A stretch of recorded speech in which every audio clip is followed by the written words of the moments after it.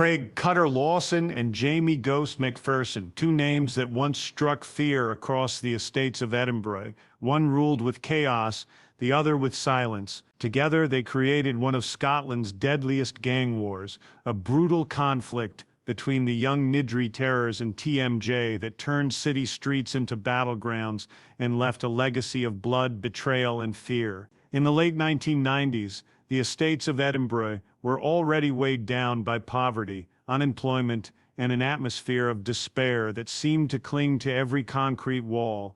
Out of this environment, the young Niddrie terrors were born. They were not just a group of reckless teenagers looking for thrills, but an organized crew with ambitions that stretched far beyond the estate walls.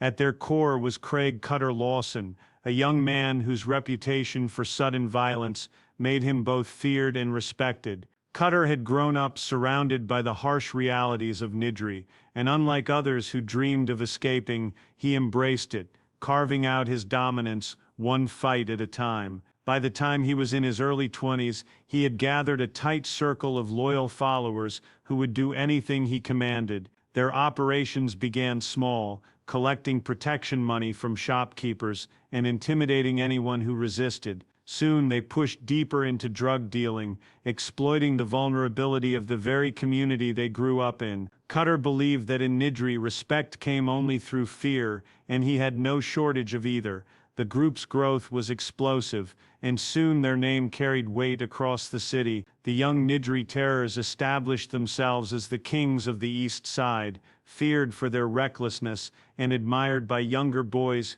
who saw in them an escape from hopelessness. Their nights were filled with roaming the streets, planning attacks, and flaunting the power they were accumulating. Cutter's closest men, Callum Razor Boyd and Darren Clutch Muir, were instrumental in enforcing his rule. Razor was brutal and unrelenting, known for his quick use of blades in street fights, while Clutch was cunning and resourceful, often the mind behind their smaller scams. Together they built a gang that appeared untouchable. But while Cutter and his crew controlled Niddrie, another group was quietly rising in Muir House, across the city. The tormentors of Muir House Junction, known as TMJ, were different in style but similar in ambition. At the head was Jamie Ghost MacPherson, a figure who operated like a shadow in the underworld. Ghost's methods were calculated and calm, a sharp contrast to Cutter's unpredictability. He saw the criminal world not just as a game of intimidation,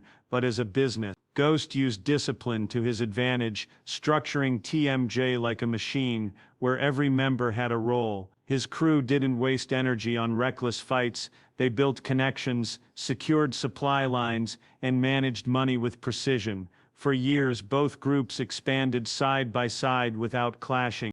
Cutter thrived on his reputation of chaos and violence, while Ghost built a quiet empire in the shadows. Their methods couldn't have been more different, yet their goals inevitably aligned: total control of Edinburgh's criminal economy. The city wasn't big enough for two growing empires, and it was only a matter of time before paths crossed. Cutter believed brute force would always win, while Ghost trusted in patience and strategy. The collision between the two was not immediate, but tension simmered just beneath the surface as both tested the limits of their influence.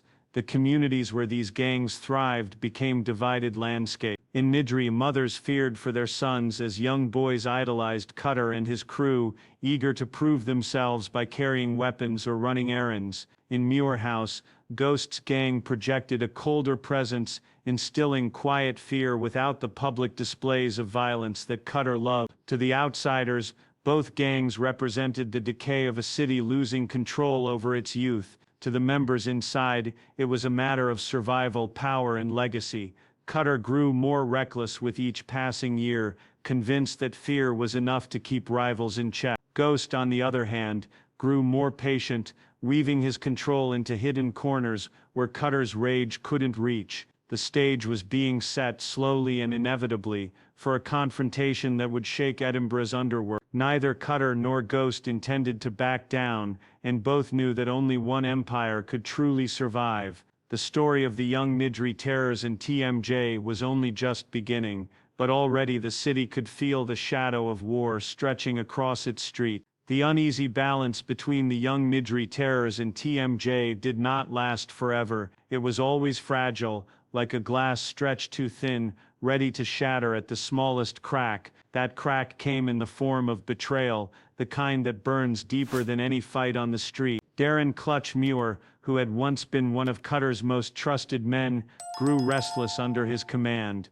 Clutch had ambition of his own, and though Cutter rewarded loyalty, he demanded absolute obedience. To Clutch, that obedience felt like a he saw opportunity in Ghost's empire, where discipline meant order and order meant profit. Ghost promised stability, something Cutter's chaos could never guarantee. Quietly and without warning, Clutch slipped away from Niddrie and pledged himself to TMJ.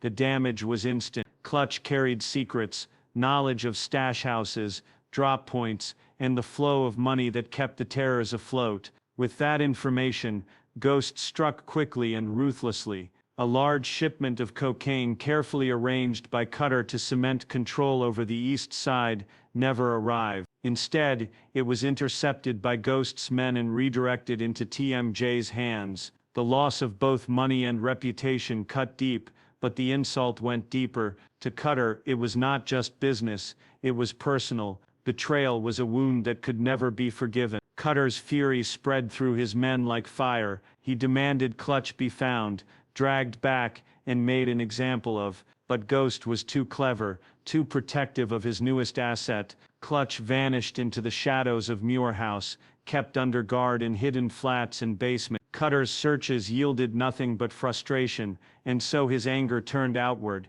If he could not punish Clutch directly, he would hurt everything Ghost touched.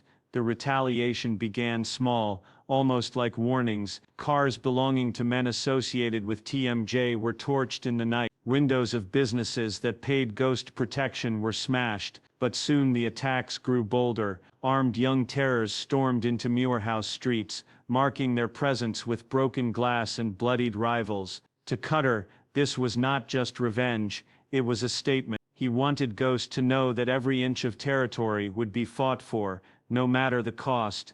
Ghost, however, was not easily rattled. Where Cutter exploded in violence, Ghost responded with silence and calculation. He tightened his control, forbidding his men from reckless retaliation, while he planned something more enduring. He understood that Cutter's rage made him predictable, and predictable men were easy to trap. By waiting, by striking at just the right moment, Ghost could cause more damage than any firebomb or blade. The patience only made Cutter more furious. Every day that passed without Clutch's head on a platter felt like another insult, and his obsession began to cloud his judgment. The streets of Edinburgh became the battlefield where this silent war unfolded. Young recruits, barely out of school, carried knives, bats, and even illegal firearms, eager to prove themselves to whichever side had taken them in. Families locked their doors earlier each night, fearing the sudden roar of bikes or the crash of windows. To ordinary people, it felt like the estates had turned into war zones, where gang law outweighed the authority of the police.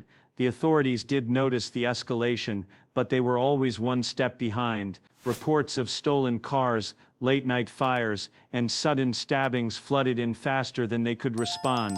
Witnesses rarely spoke, either out of fear or because they secretly admired the power these young men wielded. For the police, it was like chasing shadows, shadows that left blood behind. The first spark of betrayal had now set off a chain of violence that could not be contained. Cutter believed he could outfight Ghost with sheer brutality, but every move he made seemed to strengthen TMJ's grip. Ghost had what Cutter lacked: patience, secrecy, and a traitor in his enemy's ranks. Yet Ghost knew this war could not stay in the shadows forever. Violence was escalating, and the first real blood had not yet been drawn. When it came, it would not just change the gangs, it would change the city itself. The tension that had been simmering finally reached its boiling point when the first major bloodshed struck, and it came with a brutality that would scar both gangs forever. Callum Razor Boyd, the most loyal soldier in Cutter's crew, was ambushed in a stairwell late one night. Razor had always been the kind of man who thrived in chaos, a blade never far from his hand, a fighter who laughed in the face of danger. But loyalty and ferocity were not enough to save him. TMJ had been waiting, watching his movements, and when the time came, they struck with precision. Razor was cornered in the dim concrete corridor, attacked by several men and stabbed repeatedly until his body collapsed lifeless on the cold floor. His death was not just a killing, it was a message. The terrors had been cut deeply, and Cutter knew exactly who had ordered it. Only Ghost could have sanctioned such a strike. The impact of Razor's murder was immediate. Cutter had lost not only his most trusted enforcer, but also his right hand, the man who carried out his violent commands without hesitation. The grief was quickly replaced with rage, and rage demanded action. Cutter no longer cared about business, money or shipments. All of it meant nothing compared to the need for revenge. In his mind, Razor's blood could only be answered with more blood. He gathered his men, and what followed was one of the most vicious retaliations Edinburgh's streets had ever seen. On a moonless night, the terrors invaded Muir House. They came masked, armed with bats, machetes and petrol bombs. They moved fast, targeting flats and corners where Ghost's men gathered. The attack was brutal and chaotic, leaving 2 TMJ members critically injured and several homes scarred by fire. Screams echoed through the estates as families hid, terrified, while the masked figures tore through the streets like a storm. To Cutter, it was justice. To everyone else, it was war. But Ghost was not a man to be provoked into reckless retaliation. Where Cutter responded with fury, Ghost responded with planning. He did not retaliate immediately, and this silence only unsettled Cutter further. Days passed with no visible response, and paranoia began to gnaw at the terror. They expected Ghost's men to come charging, but instead, Ghost bided his time. He was waiting for the perfect opening, and when he struck, it was devastating. Cutter often traveled in convoys of cars, believing strength in numbers would protect him. It was during one of these rides through Niddrie that Ghost made his move. A van pulled up alongside the convoy, and before anyone could react, gunfire erupted. It was sudden, loud and merciless. Cutter survived the ambush by sheer luck, but 3 of his closest lieutenants were killed instantly in a hail of bullets. The attack was not sloppy or rushed. It was cold, precise, and meant to cripple. In one move, Ghost had taken from Cutter not just manpower, but also the sense of invincibility that had defined the terrors for so long. The estates were now drenched in fear. Children whispered about the gangs as though they were monsters in the dark. Families packed their bags, leaving homes behind to escape the violence. Every corner seemed tainted by the shadow of the feud. The newspapers called it a gang war spiraling out of control, and for once the description did not feel exaggerated. The ordinary citizens of Edinburgh found themselves trapped in the middle of a conflict that had begun with betrayal and now spiraled into chaos. Cutter's obsession with revenge grew even darker. He no longer trusted anyone outside his inner circle, and paranoia pushed him to punish even the smallest hint of disloyalty. Ghost, on the other hand, appeared untouchable, always one step ahead, always hidden in the shadows. Yet beneath his calm surface, Ghost was just as consumed. To him, this war was no longer about business either. It was about dominance, pride in proving that his calculated way of ruling could not be toppled by chaos. The bloodshed of Razor's murder and the convoy ambush marked a turning point. What had started as battles over territory had now evolved into a personal vendetta between 2 leaders, each unwilling to surrender, each prepared to sacrifice everything. The police scrambled to contain the violence, but they were chasing shadows in a war that moved faster than they could act. Edinburgh had become a city under siege, and for Cutter and Ghost, there was no way back. The war had swallowed them whole, and now it demanded more lives before it would end. The war that had consumed Edinburgh's estates could not rage forever. Violence had spilled into every corner of the city, and with each attack, the attention of law enforcement grew sharper. For years Cutter and Ghost believed themselves beyond reach, untouchable kings of their own empire. But power attracts scrutiny, and the blood on the streets had left too many witnesses, too many scars that could not be ignored. The police, once struggling to keep pace, began building cases slowly and methodically. Wiretaps were planted, undercover officers slipped into their networks, and surveillance tracked every move. Bit by bit, the walls began to close in around both gangs, though neither leader could see it clearly through the haze of war. The break came with an unexpected betrayal, not from one of the hardened veterans, but from a young recruit who had been drawn into TMJ's orbit. Ryan Frost McLean was barely in his 20s, a foot soldier who wanted respect and money but found himself drowning in fear instead. He had been caught during a minor drug bust, and when faced with the prospect of a long sentence, Frost chose survival over loyalty. He cooperated with the authorities, spilling secrets that had once been guarded like treasure. His testimony was the key the police had been waiting for. He revealed the locations of stash houses, the flow of money, and even the hidden flats where Ghost sheltered Clutch after his betrayal. Frost's words began unraveling the tangled empire that Ghost had spent years constructing. Once the first cracks appeared, the rest followed quickly. Raids were planned in silence, carried out at dawn when the gangs least expected them. Cutter was caught in a grimy flat in Niddrie, surrounded by bundles of cash, drugs, and a small arsenal of weapons. He fought his arrest with the same fury he had shown in the streets, but in the end, handcuffs were stronger than rage. Ghost was hunted more carefully, tracked through a network of safe houses, until he was finally cornered in a remote farmhouse. He had been living under a false name, planning his next move, convinced he still had time. The knock at the door that morning ended not only his freedom but the empire he had built in shadows. The trials that followed gripped the city. Newspapers splashed the names of Cutter and Ghost across their front pages, portraying them as symbols of a city poisoned by gang warfare. In court, the evidence was overwhelming. Witnesses who had once lived in silence found the courage to testify,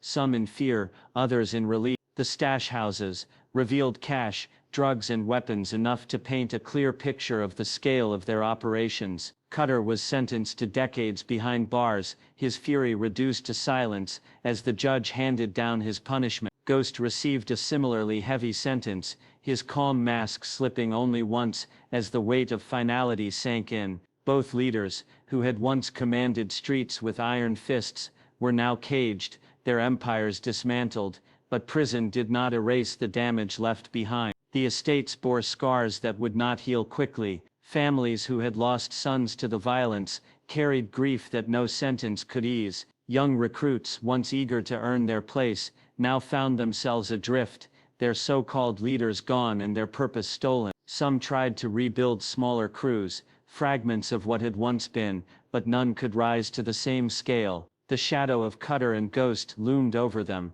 reminders of both power and downfall. For the ordinary residents of Edinburgh, there was a sense of uneasy relief. The streets grew quieter, the nights less violent, but the fear never truly left. People still remembered the sound of gunfire, the sight of burning cars, and the whispers of children who spoke of gangs like legend. The legacy of the young Niddrie terrors in TMJ lived on, not in their continued existence, but in the warning their story provided. Ambition, betrayal, and revenge had transformed boys into soldiers and estates into battlefields, leaving behind a trail of broken lives. The fall of Cutter and Ghost marked the end of an era, but not the end of the conditions that had created them. Poverty, hopelessness, and anger still lingered in the estates, ready to shape the next generation. The story of the young Niddrie terrors in TMJ stood as a brutal reminder that when power is built on violence, it will eventually collapse under its own weight. Their rise and fall was not just the tale of two gangs,